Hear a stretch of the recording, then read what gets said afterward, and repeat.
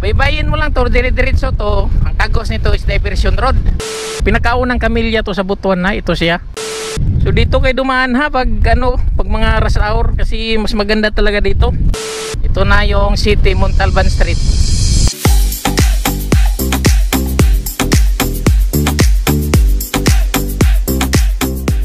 Narito ako ngayon dito sa Capitol Drive sa Butuan City. Dito mismo sa capital ng province sa Agusan del Norte. Ito provincial capital nila. So may pupuntahan tayo na daan ngayon na alternate road to mula dito sa sentro sa Butuan papuntang Diversion Road. Nadaanan ko to last year kaso hindi pa natapos. At ngayon nadaanan ko to nung pagdating ko dito sa Butuan is tapos na yung tulay. By the way, ang gamit ko ngayon is itong scooter ko, Honda Beat. Aha! Ito siya, pang city drive ko lang to. So, diretso na tayo. So, ito ang Capitol Drive mga katrip. Ito yung papuntang Quezano. Ayun yung Quezano. Wow! So ito naman yung capital ng province o Agusan del Norte. So binabaybay natin tong Capitol Drive.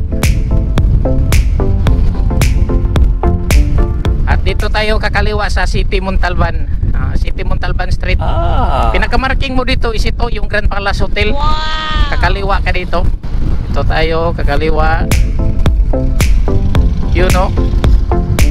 Ito na yung City Montalban Street. Yahoo! Baybayin mo lang to, dire-diretso to. Ang tagos nito is Diversion Road. Galing mo, tol. Ito yung Grand Palace, pinakaunang marking nyo. Ituturo ko to sa inyo para makaiwas kayo dun sa traffic sa Villacananga at saka sa South Montilla Boulevard.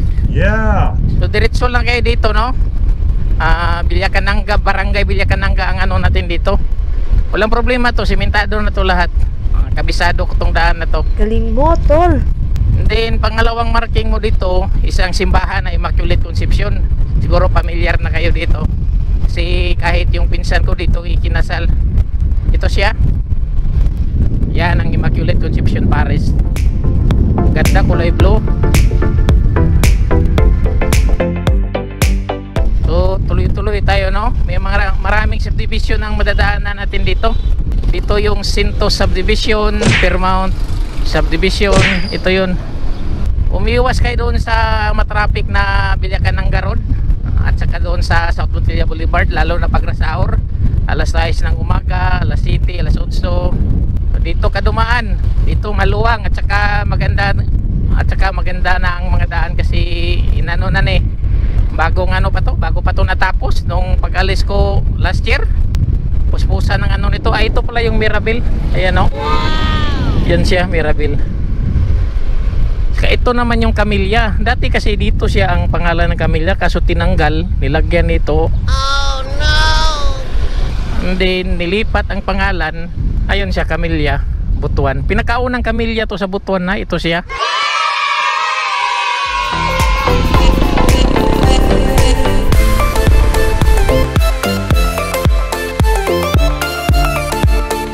Maraming ano dito eh. Ito yata yung bagsakan sa LBC dito. Ito na mga warehouse na to.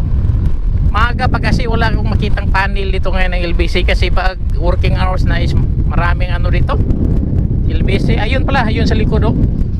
Maraming LBC dyan ng mga panel pag working hours na ngayon. Maaga pa kasi kaya wala tayong makita.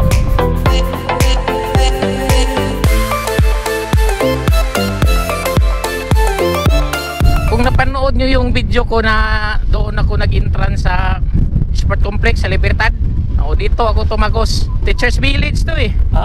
Dito ang Teachers Village. Yan o. Dito ako tumagos noon. Ito siya, nadaan. Yan. Tapos tumuloy ako doon. Ito naman yung papuntang Villacananga Elementary School. Galing mo, tol. So dito tayo, no? So simentado na talaga lahat to. Iano ko lang to sa inyo dahil maganda dito na alternate road to. Ayan o, marami na talagang motor dumadaan dito. Dati kasi nung wala pang nakakaalam sa daan na to, ako lang bumubaybay dito. Saka siyempre yung mga local dito na nakakaalam sa daan na to, parami na ng parami ang dumadaan.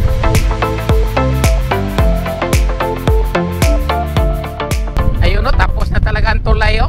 Grabe ang ano nito no, ang bilis ng progress no. So dito last year, ang simento is dito pa yon. Ayan o, dito siya. Ngayon, simentado na talaga lahat at saka nakailibit na. Ayan siya mga katrip. Ito na tulay ang tinutukoy ko. Ayan na. Diba? O, may mga panel pang dumadaan o. Yun o, ang ganda. Yan, diyan siya dumaan o. Diyan ako dumaan nung nag-DT ako. Ayan, nakailibit na siya o. Taas na. Tumago siya ng diversion road doon no. Doon yun ang ano, Mandakpan Bridge. Last kong punta dito is April 2023. Inayos pa talaga to, wala pang buhos. Nakadaan ako dyan sa kabila pero kahoy kasi nagpaalam ako kasi gusto kong tagusin ang daan na to papunta doon. Diversion road at saka ang daan doon is maliit pa, graba pa. Ngayon, 1 year ago ito na. Diba, ang bilis ng ano, progreso nila. Grabe ang ganda. So dito kayo dumaan ha pag ano, pag mga rush hour kasi mas maganda talaga dito. Naalala ko pa yung mga workers dito nanghingi ng mga sticker sa akin, doon kami nagpa-picture. Galing ya. Hindi, ang tulay na to is wala pang pangalan. Kasi I think nabuksan to nung nakausap ko doon, may tao kong nakausap doon kanina is 3 months ago. So April ngayon, baka February o January something.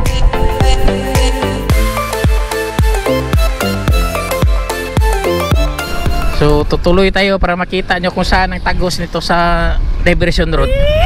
Ito na, wala talaga no, kahit streamer o mga karatula, ang pangalan ng project wala talaga eh. Ngayon kung galing ka rin dito is papunta ka syudad, dito ka na lang dumaan. Kung dito ka man lang sa South Butuan o pupunta ka ng airport, kabilaan yan. So dito sa kanan, dito tayo magano sa kanan kasi medyo maganda dito. Ito siya, ito yung papuntang Bangkasi. Saka ito naman is papuntang Ampayon doon sa Macapagal Bridge. So maganda ang ano talaga dito no, progreso no. So dito na kayo dumaan kasi maganda talaga dito. So ito lang ang ituro ko sa inyo ngayon dahil ito ang pinakalitis update na daan sa Butuan. At inuulit ko yung tulay na yun no, di ko alam kung anong pangalan kasi wala talagang pangalan nakalagay doon. So dito na kayo dumaan na. Okay, see you in my next trip.